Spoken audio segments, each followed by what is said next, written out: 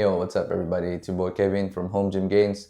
In this video, we're gonna talk about the speed run gains. So if I have 10 lifts to speed run my gains, basically, let's say I'm back to my 120 pound self, 5'8", and super skinny pencil neck self, and back to my current physique. Now, if I'm stuck in an island and somebody told me that you cannot leave this island until you reach your current physique at the moment, so do whatever you can, but you only have 10 lifts, 10 exercises to do. So what are those 10 exercises? By the way, I think a lot of people with greater physique than mine, stronger than me, already have tons of great information about this topic. So you can find in the description all of those people who already made tons of videos about this specific topic. So they are at the top of their game, at the top of their genetic potential, super jacked, super strong. However, I would say most of their lifts that they mentioned there have machines, and that is not a bad thing. It's just naturally when you think about the strength curve or the resistance profile of a movement, you think about stability and progressive overload potential. Sometimes you do lean in towards the machines. That being said, our channel is called Home Gym Gains, and I think it will be just idiotic for me to just include machines. So let's stick to a home gym or garage gym version of those 10 lifts. So for context, I would say my physique or my strength is of a high intermediate. I'm not as advanced yet, although I've been lifting for almost 10 years. Even though I have a lot of experience under my belt, why am I not as big as those super inhuman genetic freaks that we have in YouTube? It's just how YouTube fitness is. Those are the top 1%. And frankly, I don't care about other physiques. I just care about being better than I was yesterday. When I started in college, I was just like lifting weights without knowing what's happening. I'm just copying the biggest guy in the gym. So if he does 10 sets of 10 reps for bench press, and that's the first exercise out of 10 exercises for that day, I would do chest day like crazy. And of course, that will give me muscle soreness for a week, and I'm not able to lift as a beginner. I'm not even able to lift my cup or take a shower properly. Almost overtraining myself as a beginner. And yeah, up until like 2020, nobody really in the natural community have a solid YouTube channel that you could follow. The things that I had accessible to me in Philippines, maybe before I came here in Japan, are like magazines or like celebrity magazines and or some books that I see in the library. There is really no guidance, especially for a lot of equipments that we have in Philippines. And I'll talk to you about that later on some equipments that we don't have access to. I trained smart, I trained hard for about 2 years now straight. If you want significant gains, especially as a natural lifter, you gotta check all the boxes. There's like 10 things you have to check before you even consider like hormones or hormone replacement or testosterone or any anabolic steroids or something. Of course, I don't have those accessible to me as well. I've been a natural lifter for as long as I started, so since I was a teenager until now. And you could probably tell because I'm not jacked. But yeah, I'm doing okay. Okay, without further ado, we will start the list. Keep in mind about 10 to 6 of these lifts, top 10 to top 6 will be my highly recommended, of course, all-time favorites as well. But the top 5 until top 1, I would say it's the essential. It's like take it to the grave movements, exercises that you absolutely must do. Number 10 is the incline curl. So the incline curl is pretty interesting. It is a great movement in terms of making you really stable because you're lying down on a bench. It also limits the cheating part because you don't heave ho on the movement. You have a great stretch at the bottom, although that's arguable. In scientific literature now, they're just arguing, and I don't really trust the studies at the moment with incline curl and the preacher curl. All I know is you can't deny the gains that I had and other people had when they start doing this exercise. So the incline curl, I prefer on a around 60-degree angle incline bench. Lie down fully, chest up, and try to have the same tempo with each rep. Of course, all the way down to a dead stop, and then curl it up again. It will be a disrespect to Mr. Basement from Basement Bodybuilding if I said preacher curls are not one of the best bicep curl exercises, but I had to give it to incline curl. You know why? Even though I wanted to do a preacher curl style in here, my home gym is very limited. First of all, I have to find a way to kind of jam that into this small space. Second, I have to buy the equipment to even do the preacher curl. One is an easy bar, and the other one is the actual bench that you have to lie your elbows on. What do I have here? I have an adjustable bench. I have a set of adjustable dumbbells, and that will do. So for that reason, I would choose incline curls over the preacher curls. It's just accessibility. Okay, number 9 is the JM press for the triceps. So to be honest with you, I did not do this movement all throughout my lifting journey. I just recently found this maybe about 6 months ago. Why I love the JM press and why would I choose this to speed run my gains? It hits the tricep like no other. It's like the Superman version of the skull crusher, and it's like a hybrid of the close grip bench and the skull crushers. It's just overall a great movement, trust me on that. And a lot of natural bodybuilders, natural experts swear by this movement, and I can see why. But now that I have my barbell as well, maybe in the future I can try it out on an easy bar, but the barbell works fine. I've even heard that the Smith machine is even greater. So the long head of the triceps gets ton of work from French press and overhead tricep extensions, but the lateral head of the triceps are really blowing up when you do JM presses. So, and you can experiment with this. You can do a reps of 5 to 10, 8 to 12, even 15 to 20. It's just really a fun movement. So, and every time I do that movement, the pump that I get is crazy. So yeah, of course, I'm gonna put this in number 9. Number 8 is the deficit barbell rows. Okay, honestly, this number 8 was a tough choice for me. There's just so many things. You got the one arm dumbbell row pushed against the bench. So you got stability there. You can choose just a normal dumbbell bent over row.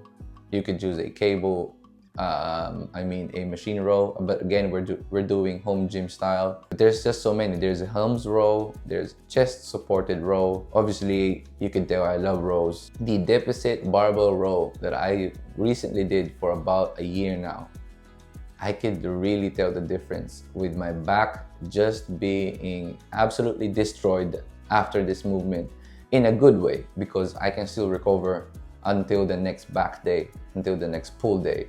But it's just an overall great movement for the entire back, the lats, the traps, the rear delts, everything. So it puts you in a deep stretch, which we know now is also great for muscle hypertrophy or building muscle. It's just an overall great movement because it puts you in a really dead stop, especially if you are getting more and more flexible. If you like barbell rows, then when the plates hit the floor, you're kind of limited with your range of motion. Now, adding a deficit to that, meaning you can step on a bumper plate, 2 bumper plates, that will keep progressing your mobility as well. And also sometimes I mix it up.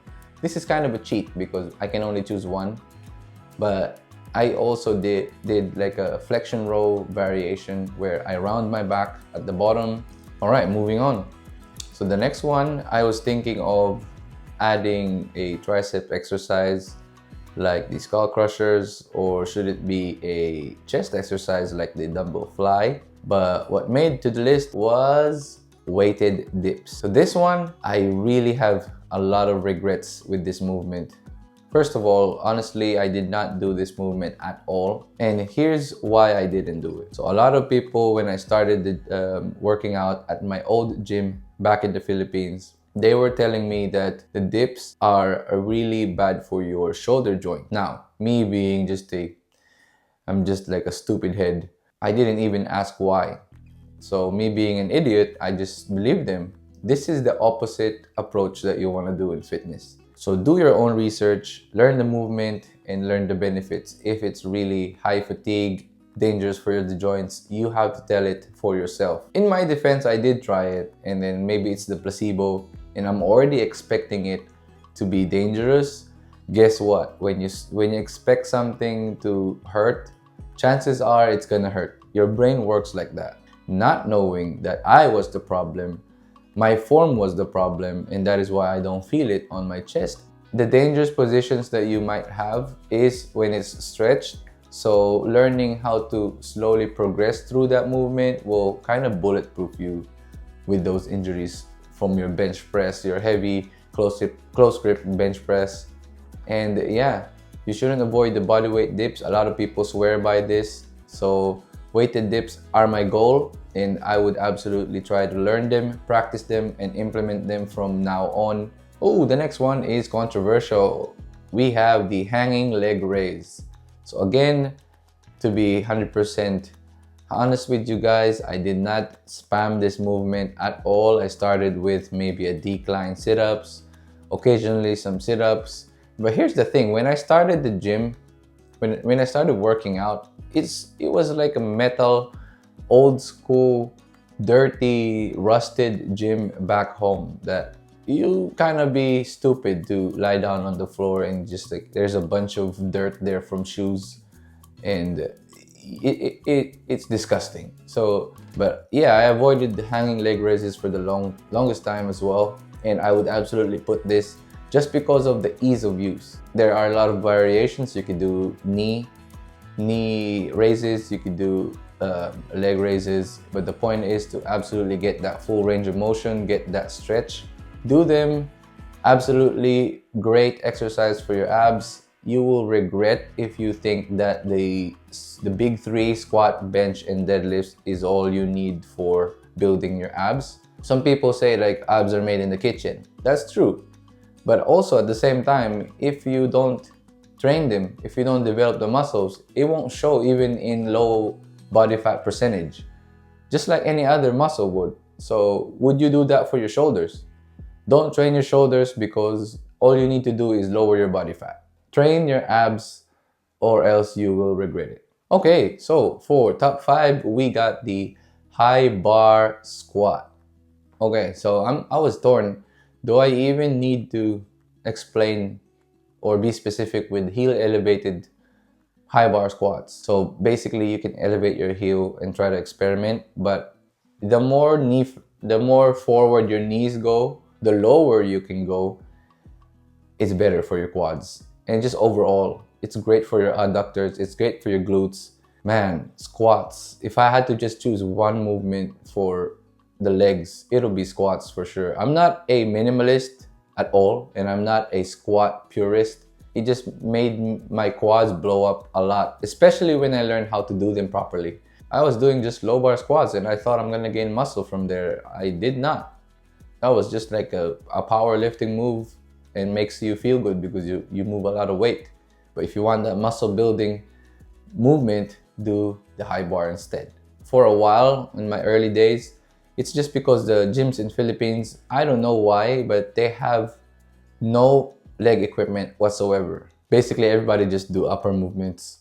Just a proper bro. I did some leg presses, but it's not the same. It really isn't the same. If you have a strong squat, chances are it will translate to your leg press. But if you have a leg press strength, chances are it won't really translate as much to your squat strength. Okay, top 4. Nearest and dearest to my heart are pull-ups. I don't care what you say with neutral grip, overhand grip, underhand grip. Pull-ups are the king of back exercises. And I hate myself for saying that actually. I don't categorize one movement into a overall best movement, but that would be really dumb of me and not honest if I say like pull-ups isn't that great, because all I did was pull-ups and I built my physique out of pull-ups. I don't really do lat pull downs as much, or the other fancy variations that people like Jeff Nippard will show you. I just did that maybe this year, but up until then, only pull-ups, a variation of pull-ups. I really had fun with them and it's nice. It's a very, very nice movement. Again, it's like the squats and the leg press. When you have a high pull-up strength, you tend to feel strong on the other back machine movements. But if you have a very strong lat pull down, you can't really do a very strong pull-ups. It just works like that. Okay, we're getting into the final movements. Number 3 for me is lying lateral raises for the side delts. You notice that I don't really choose a bunch of pressing movements or rowing movements for my shoulders. It's because basically if you choose a back movement, a great back exercise, the rear delts will get work. And if you get a good chest exercise, the front delts will get a lot of work. It's the side delts that doesn't get the love. So when I did the lying side raises, my side delts absolutely was on fire. It was off the bone at the end of the set. And it's kind of fun pushing it all the way till failure because it's kind of stable. You don't really swing. You can't cheat the movement. And again, I'm choosing the side raises because I think to develop a great physique, especially when you have clothes on, you need a big, broad shoulders. Your frame will get bigger. I remember my friend told me when I was like 18 years old, I really loved the chest movements, bench press, and pull-ups. Like I said, from the side angle, you would see that I lift. But when I look straight from the front, my shoulders were just like triangle. It was non-existent, and they would call me like hanger shoulders. Like you don't want to be called like narrow hanger shoulders.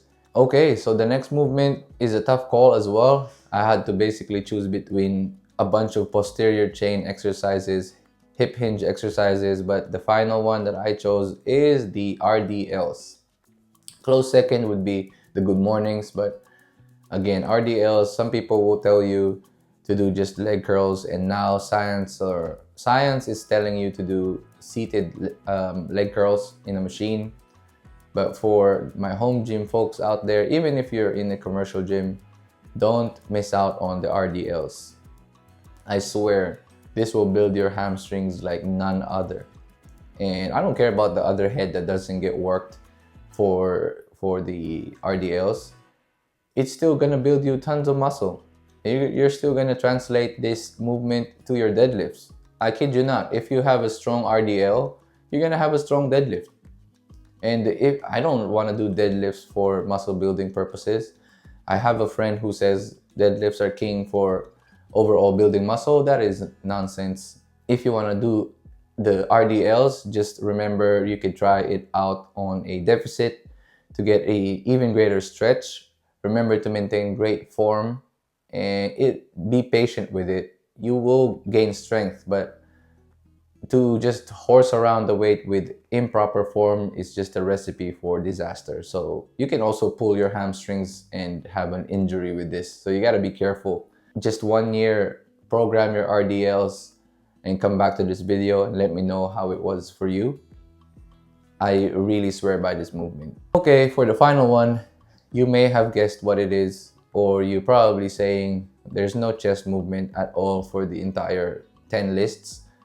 You're right. The last movement will be incline dumbbell bench press. So for that movement, why did I choose dumbbells over barbell bench press? I mean, when you do a barbell, it kind of limits your movement because of the bar itself. So if you think about it simply, your body is adjusting for the barbell path, and sometimes that causes elbow pain, shoulder pain for people, and you don't want to think about those pain when you're driving at the bottom, especially if you're trying to produce as much force. But when you're using a dumbbell, for example, it kind of makes the dumbbell kind of adjusts to your joints and to where your arms want to go. Bonus points, you can go lower because the bar doesn't stop at your chest. Of course, now they have the cambered bench press, which has an angle to get you deeper. Most of you guys have the adjustable dumbbells at home, so I would suggest you learn that movement, practice the best form, and you will really feel it. It will give you gains all throughout the entire cycle, your mesocycle. Some key tips that I want you to remember with the incline bench. What is the best angle? I can't really say that for sure because everybody's different, and everybody's chest width, chest development is different, and also the way they arch their back is different, so that is hard to tell. But basically, find what works for you, and you will feel the muscles have been worked after the set is finished, and also after the day. Sometimes the next day you feel sore on the correct part of your muscles. So if you're doing incline bench press and the next day you just feel it on your ribs or your traps and only on your triceps, you're probably doing it wrong. I would say for the people who arch so much and came from a powerlifting background, it will benefit you to do a higher angle just because it will put you in a proper position if you have a high arch. That being said, if you can learn it from now and try just a moderate arch, just chest up, nice and stable, you don't need a high angle. I would be putting that bench in the middle, let's say 45. 35 to 45. So try that out first. I personally do about 45 sometimes. And yeah, it's super good movement and it's very time efficient. You can just do it, superset it with other movements. And bonus point, it actually emphasizes your upper pecs more. So it works everything, but more on the upper, which is what you want when you're wearing, especially when you're wearing like a t-shirt. And then you can see that chest gains over there. So good luck. Yeah, so that is it for the top 10 exercises. Let me know what you think, and actually comment down below what are your 10 exercises that you will choose for home gym version. If you had to speed run your gains, I would like to know, of course. And if I missed out on some movements, also let me know. We can talk about it down in the comments below. Go to the description to see some other people who already did this kind of topic, and I would absolutely follow them as well because they are a gem to this natural community. So yeah, like and subscribe, hit the bell so you don't miss out on the future videos. It's Kevin from Home Gym Gains, and I'll see you on the next one.